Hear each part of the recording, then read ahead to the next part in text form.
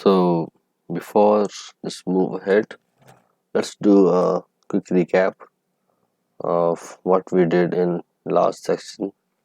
So in last section we saw how to work with list. Okay, now in this section we will see few more concepts like tuples, set, and dictionary. So just let's add a section here for tuple, then set, and let's say dictionary. Dictionary section. So in this section we will learn about these things. Okay, so now let me add a code block here and let's see one by one. Okay, so first of all, see what is tuple.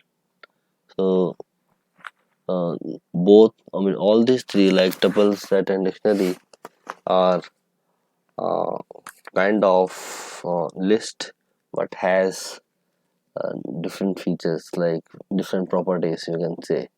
Like if you talk about tuple, so it is same as list, but this is read only. I mean, we can only assign a value once, but we cannot change the value.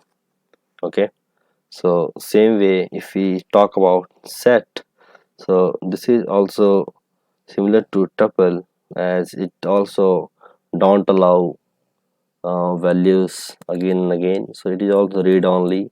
But apart from read only, it has one more property, like this contains unique value as well.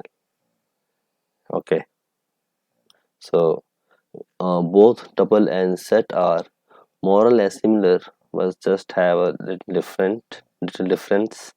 Like set contain unique values and tuple may contain unique or non-unique values as well. And if you know about other languages, so you would know that dictionary is uh, maintain a key value pair, where you have a key, and for that key there will be a value. So dictionary is different than this tuple and set. So I think we are good here. So in next section we will see practical example of tuple, sets, and dictionary. Okay, thank you.